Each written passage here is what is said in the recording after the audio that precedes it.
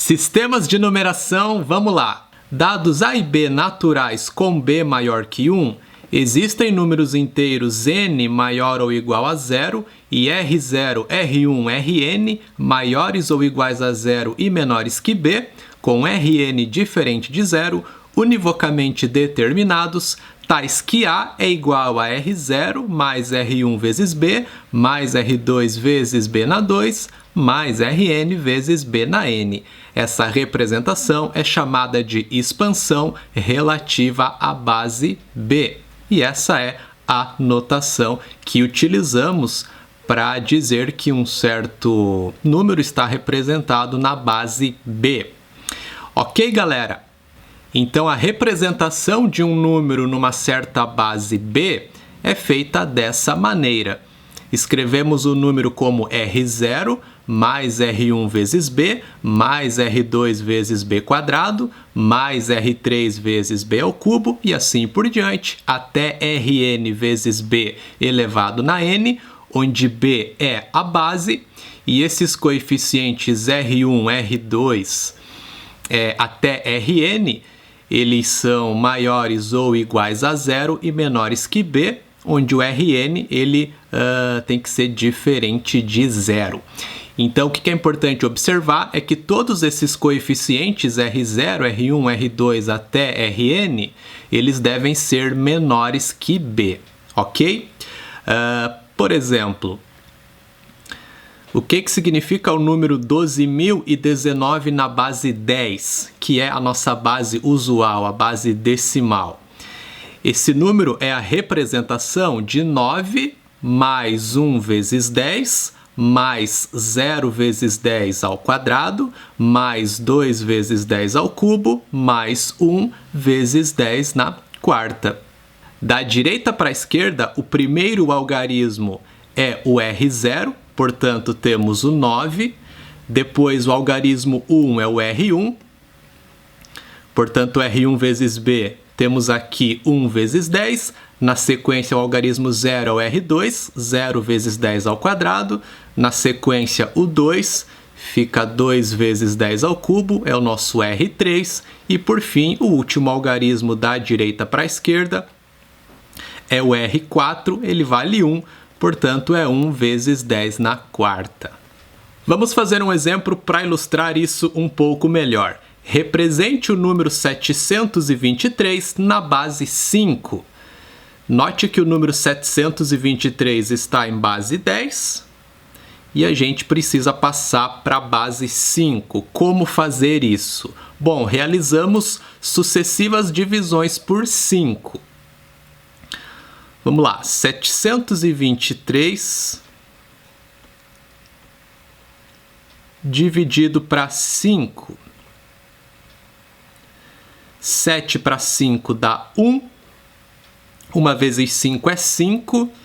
7 menos 5 sobra 2. Baixa o 2, 22 para 5 dá 4. 4 vezes 5 é 20. 22 menos 20 sobra 2. Baixa o 3. 23 para 5 resulta novamente 4. 4 vezes 5 é 20. 23 menos 20, encontramos resto 3. 723 dividido para 5 resulta quociente 144 e resto 3. Pela divisão euclidiana que vimos aula passada, portanto, 723 é igual ao quociente 144 vezes 5 mais o resto 3. Bom, o 144 é um número maior que 5, portanto precisamos continuar esse processo. Eu preciso dividir esse número novamente para 5. Vamos fazer sucessivas divisões por 5. Vamos lá, 144 para 5. 14 para 5 dá 2. 2 vezes 5, 10. 14 menos 10 sobra 4. Baixa o 4. 44 para 5 dá 8. 8 vezes 5, 40. 44 menos 40 sobra 4. Beleza, 144 dividido para 5 dá quociente 28 e resto 4. Portanto, Substituímos o 144 por 28 vezes 5 mais 4. 28 vezes 5 mais 4, tudo isso vezes 5, mais 3. Agora, como que eu vou abrir essa multiplicação? Seguinte, 28 vezes 5 vezes 5, eu vou escrever como 28 vezes 5 ao quadrado. E o 4 vezes 5, eu não vou colocar 20. Eu vou deixar exatamente dessa forma, 4 vezes 5, porque é assim que eu preciso escrever na representação utilizando base 5. Perceba que já apareceu os dois primeiros termos do nosso desenvolvimento. Esse 3 ele é o R0, certo? Depois temos o 4 vezes 5, esse 4 é o R1. A gente tem aqui, portanto, o R1 vezes B. E esse outro termo seria o R2 vezes B quadrado. Só que veja que esse 28 ele não é o R2, porque ele é maior que B. Eu preciso dividir esse cara para 5 e continuar esse procedimento até que todos os coeficientes sejam menores que 5. 28 para 5 vai dar 5. 5 vezes 5 é 25, 28 menos 25 dá resto 3. Troca o 28 por 5 vezes 5 mais 3. 5 vezes 5 mais 3, tudo isso vezes 5 ao quadrado, mais 4 vezes 5, mais 3. Desenvolvendo a multiplicação, 5 ao quadrado vezes 5 vezes 5 vai aparecer o termo do 5 ao cubo. Eu vou escrever como 5 vezes 5 ao cubo. Depois, 3 vezes 5 ao quadrado vai ficar 3 vezes 5 ao quadrado. Note que esse termo ele está pronto, né? É um dos termos lá do desenvolvimento, então, da representação do nosso número na base 5, esse cara, ele é o R2. Maravilha! E os outros termos também já estão prontos. 4 vezes 5 é o R1 vezes o B na 1, ok? E o 3 é o R0. Só falta, portanto, para finalizar, eu ajeitar o que seria o R3, esse coeficiente do 5 ao cubo. Note que ele é 5, mas esse cara tem que ser menor que 5. Portanto, eu faço mais uma divisão por 5. E aí, 5 dividido para 5 dá quociente 1 e resto 0. Vou substituir o 5 por 5 vezes 1, ou melhor, 1 vezes 5, mais 0. Tudo isso vezes 5 ao cubo, mais 3 vezes 5 ao quadrado, mais 4 vezes 5, mais 3. Como que vai ficar? 1 vezes 5 vezes 5 ao cubo vai dar 1 vezes 5 na quarta. Beleza. 0 vezes 5 ao cubo fica 0 vezes 5 ao cubo, mais 3 vezes 5 ao quadrado, mais 4 vezes 5, mais 3. E aí resolvemos o nosso problema. Note que todos os coeficientes agora são menores que 5. Portanto, qual é a representação do 723 na base 5? Bom, pegamos os coeficientes da maior potência até a menor. Logo é 1, 0, depois 3, 4 e 3. E aí a gente coloca menorzinho do lado, a base, que nesse caso é 5, ok? Portanto, o número 723 em base 5 é 10343, ok? Então veja que na prática o que nós fizemos foi realizar sucessivas divisões por 5 e paramos quando o quociente encontrado foi menor que 5. E aí os restos encontrados juntamente com esse último quociente, eles são exatamente os números que nós temos aqui na nossa representação. Olha só, o primeiro resto encontrado é o nosso último número na representação, e aí a gente segue essa ordem da direita para a esquerda. O segundo resto é o 4, é o nosso segundo número da direita para a esquerda, depois vem o 3, o 0 e por último o 1, que foi o último quociente encontrado. Então da direita para a esquerda nós temos essa ordem, da direita para a esquerda aqui na representação do número, né? Nós temos essa ordem 3, 4, 3, 0, 1. Ok? Vamos fazer mais um exemplo? Escreva o número 157 na base 2. Muito bem, como observamos anteriormente, basta realizar sucessivas divisões do 157, nesse caso por 2, já que a gente quer escrever na base 2. É a base binária. Na base binária, só vai aparecer 0 e 1 lá na representação. Concorda comigo? Por quê? Porque aqueles coeficientes devem ser menores que o 2, então só pode ser 0 e 1. É essa base que o computador utiliza. Para o computador só existem zeros e uns, ok? Muito bem. 15 dividido para 2 dá 7. 7 vezes 2, 14, sobra 1. Continuando a divisão, baixamos o 7. 17 para 2 dá 8. 2 vezes 8, 16. 17 para 16, sobra 1. Maravilha. Agora, 78 dividido para 2. 7 para 2 dá 3. 3 vezes 2 é 6. Então vai sobrar 1. Baixa o 8. 18 para 2 dá 9. E aí o resto é 0. Ok. 39 dividido para 2. 3 para 2 dá 1. Sobra 1. Baixa o 9. 19 dividido para 2 dá 9. 9 vezes 2, 18. 19 menos 18, o resto é 1. 19 dividido para 2, isso dá 9, certo? 9 vezes 2, 18, o resto é 1 novamente. Agora 9 dividido para 2 resulta quociente 4 e resto 1. Continuando, 4 dividido para 2 fica quociente 2 e resto 0. E por fim, 2 dividido para 2, encontramos quociente 1. Quociente 1 e resto 0. Tranquilo? Portanto, 157 fica como na base 2? É só a gente agora ir de baixo para cima, certo?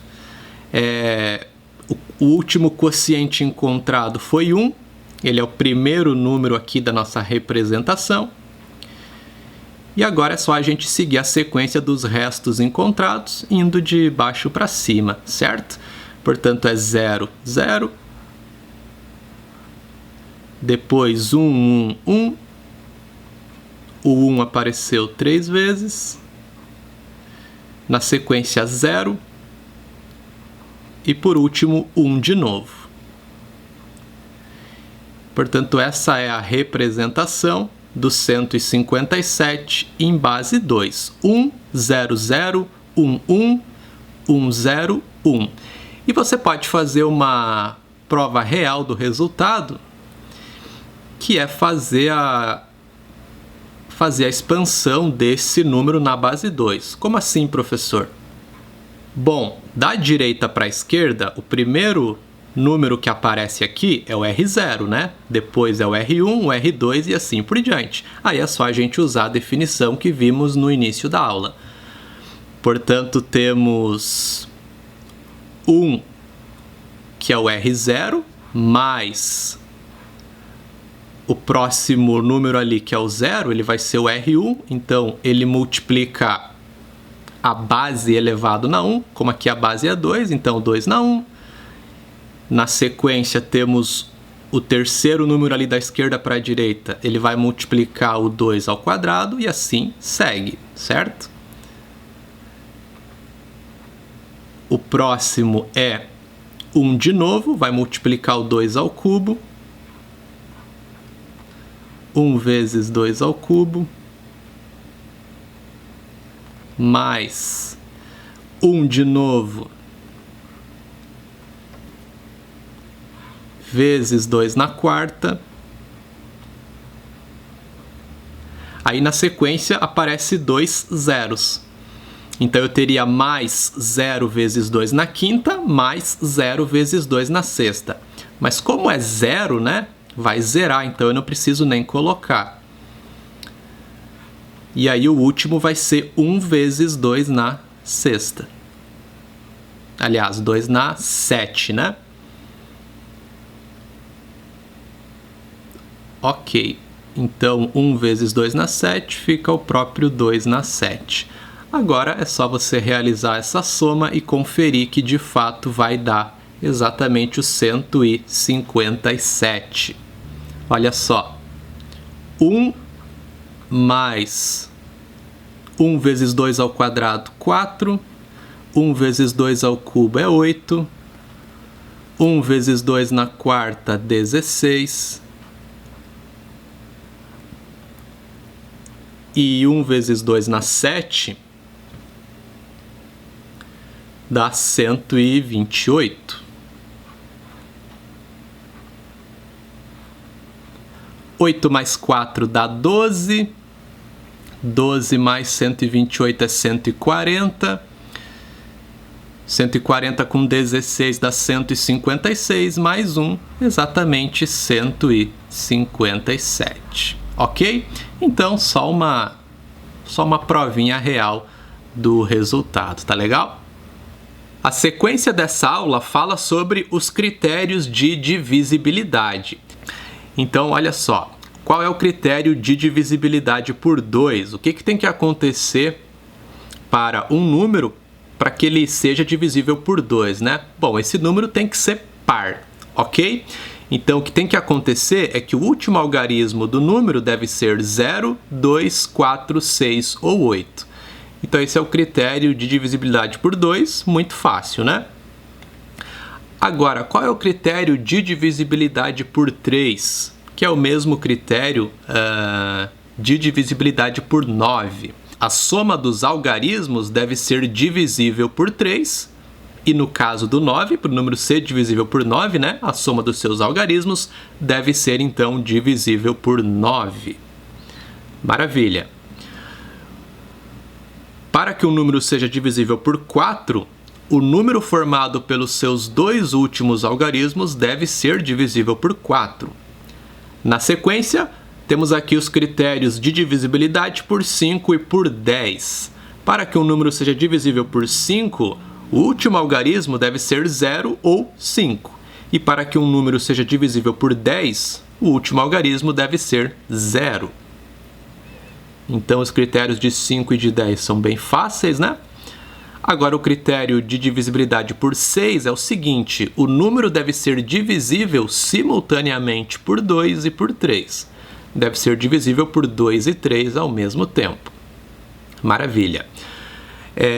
Agora, um dos critérios mais complicados, talvez, né, é o do 7. Olha só o que tem que acontecer para que um número seja divisível por 7. Então, seja n esse número, n é divisível por 7 quando a diferença entre o número obtido de n, retirando-se o algarismo das unidades, e o dobro do algarismo das unidades for divisível por 7. Como assim, professor? Bom, nesse caso vamos dar um exemplo, né, porque é um critério um pouquinho confuso. Então, olha só. Vamos ver se o número 182, por exemplo, ele é divisível por 7. O que você faz? Bom, você vai pegar e vai retirar o algarismo das unidades. Então, retirando-se o algarismo das unidades, eu fico com o número 18, tranquilo? Então eu vou fazer o 18 menos o dobro desse algarismo das unidades. Então 2 vezes 2 é 4, né? Então eu faço 18 menos 4. Bom, 18 menos 4 dá 14. 14 é divisível por 7, né? Portanto, a gente conclui nesse caso que o 182 ele seria, então, divisível por 7. Maravilha! E por fim, o nosso último critério de divisibilidade que veremos aqui é o critério de divisibilidade por 8. Para que um número seja divisível por 8, o número formado pelos últimos 3 algarismos deve ser divisível por 8. Então aqui estão os principais critérios de divisibilidade, galera, tá? A gente não vai demonstrar todos eles, beleza? Mas vamos demonstrar pelo menos o critério aqui de divisibilidade por 3 e também por 5, beleza? Então é o que faremos na sequência. Seja A igual a Rn, R1, R0, um número representado no sistema decimal. Mostre que item 1, se A é divisível por 5, então R0 é igual a 0 ou R0 é igual a 5. Justamente provar o critério de divisibilidade por 5, né? A gente tem ali um número escrito no sistema decimal, e aí o item está falando que esse número é divisível por 5, a gente precisa mostrar que o último algarismo vai ser igual a 0 ou igual a 5. Qual é a representação desse número no sistema decimal? A igual a R0 mais R1 vezes 10, ok? Mais R2 vezes 10 ao quadrado. E assim vai até Rn vezes 10 elevado na n, certo? Muito bem. Bom, o que a gente pode fazer aqui? Fatorar boa parte dessa soma colocando 10 em evidência. Note que só o R0 vai ficar fora dessa fatoração. Todos os outros termos a gente vai conseguir fatorar. Então a gente vai, nesse caso, colocar o 10 em evidência. Escrevemos 10 que multiplica R1 mais R2 vezes 10, certo? E assim vai até o último termo ali, que vai ficar Rn vezes 10. Bom, se era n, vai ficar 10 na n menos 1, né? Porque eu tenho que dividir esse 10 na n pelo 10 ali que está em evidência. Beleza, então ficou essa soma mais o R0. Bom, agora o que acontece? A gente sabe que o número A é divisível por 5. É a nossa hipótese, né? Então a gente sabe que essa soma toda é divisível por 5. E aí a gente sabe que a primeira parcela da soma é divisível por 5, né? Porque eu tenho um múltiplo de 5 aqui. Um dos fatores, né, é um múltiplo de 5, que é o 10. Então, se uma parcela da soma é divisível por 5 e a soma toda é divisível por 5, o que eu concluo? Eu concluo que R0 é divisível por 5, né? Esse é um resultado importante que a gente viu lá na aula sobre divisibilidade. Se um número divide uma soma toda e divide uma parcela dessa soma, ele divide também a outra parcela, ok? Então, vamos escrever aqui como 5 divide A e 5 divide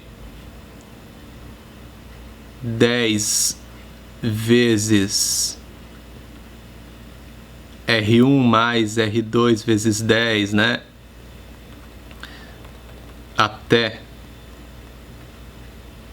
Rn vezes 10 na n menos 1. Então 5 vai dividir também o R0. E aí, se 5 divide R0, se R0 é divisível por 5, o que tem que acontecer? Bom, R0 é um algarismo, né? É um algarismo ali no sistema decimal, que é base 10. Então, as possibilidades para esse cara, né, vão de 0 a 9. Então, de 0 a 9, para ser divisível por 5, quais são as possibilidades? 0 ou 5, né? Então, a gente chega justamente no que precisava mostrar. R0 tem que ser igual a 0 ou R0 igual a 5. Ok? O critério de divisibilidade por 10, ele funciona da mesma forma, tá? Você vai fazer essa mesma fatoração. Aí você tem que, se o número todo é divisível por 10 e essa primeira parte claramente também é divisível por 10, né? Então o R0 tem que ser divisível por 10. E aí da mesma forma, como R0 ele é um algarismo ali, né? Vai de 0 a 9, então a única possibilidade para ele é ser igual a 0, ok? E para finalizar, vamos ao critério de divisibilidade por 3. Seja A igual a Rn, R1, R0, novamente um número representado no sistema decimal, mostre que se A é divisível por 3, então Rn mais R1 mais R0 é divisível por 3. Ou seja, se A é divisível por 3, a soma dos seus algarismos é divisível por 3. Beleza. Então a representação de A, qual é? Esse número no sistema decimal, né? Ele então é o R0 mais R1 vezes 10 mais R2 vezes 10 ao quadrado e assim vai até Rn vezes 10 na n. Beleza. Bom, qual é a grande sacada do critério de divisibilidade por 3, que é o mesmo, funciona da mesma forma no critério de divisibilidade por 9? A gente vai pegar as potências de base 10 e descontar uma unidade, certo? Porque se eu fazer isso, eu sempre encontro um múltiplo de 3 ou de 9, né? Então, como é que vai funcionar? Seguinte, primeiro termo fica igual, R0. Na sequência, a gente tem a potência que é o 10 elevado na 1, né? R1 vezes 10 na 1. Então, a gente escreve 10 menos 1. Só que aí, se eu estou descontando 1, o que eu preciso fazer? Somar 1 para não alterar o que eu tenho ali, né? Então, eu vou escrever 10 menos 1 mais 1. Beleza. Agora, como é que fica o termo R2 vezes 10 ao quadrado? Vai ficar R2 que multiplica 10 ao quadrado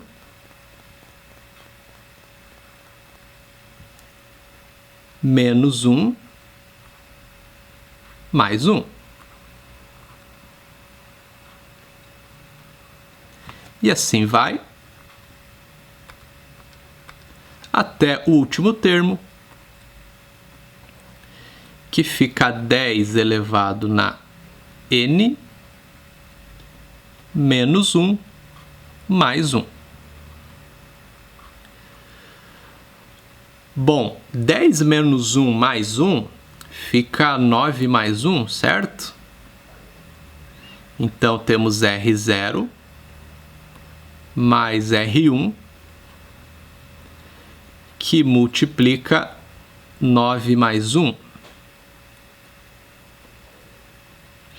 Então, aqui está o múltiplo de 3, que é também múltiplo de 9, né? Beleza? Mais R2, que multiplica 10 ao quadrado é 100. 100 menos 1, 99. 99 mais 1 e segue até o último termo, que é 10 na n menos 1 mais 1. Bom, perceba o padrão que está acontecendo aqui. No R1 a gente encontrou 9 mais 1, certo? No R2 encontramos 99 mais 1. Se eu tivesse escrito o próximo, que seria o R3 vezes 10 ao cubo, eu teria aqui 999 mais 1, né? Então, o que está acontecendo? A quantidade de 9s que aparece corresponde ao índice que a gente tem aqui, né? No R2 aparecia 2 vezes 9, no R1 1 vezes 9, e assim vai. Então eu vou ter o algarismo 9 aparecendo aqui, quantas vezes? N, certo? Porque esse é o termo Rn vezes 10 na n. Aliás, eu esqueci de escrever antes aqui, né?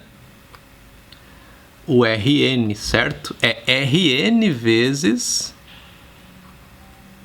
o 10 na n menos 1 mais 1 ali. Beleza, então aparece aqui n vezes esse número. N vezes esse algarismo 9, melhor dizendo, né? E a isso a gente está somando 1. E de novo eu esqueci de escrever o Rn. Vou colocar agora do lado direito, tá? Vezes Rn. Beleza. Agora eu vou abrir essas multiplicações. Então fica R0 mais 9R1 mais R1 mais 99 vezes R2 mais R2 vezes 1, R2, e assim vai, até chegar lá no último termo, onde teremos esse número formado só por algarismos 9, né? Onde o 9 aparece n vezes, esse cara vezes o Rn, e aí mais Rn vezes 1, que fica Rn. Agora, o que acontece? Veja que eu tenho aqui a soma dos algarismos, né? Eu tenho aqui R0, R1, R2, e assim vai até o Rn, certo?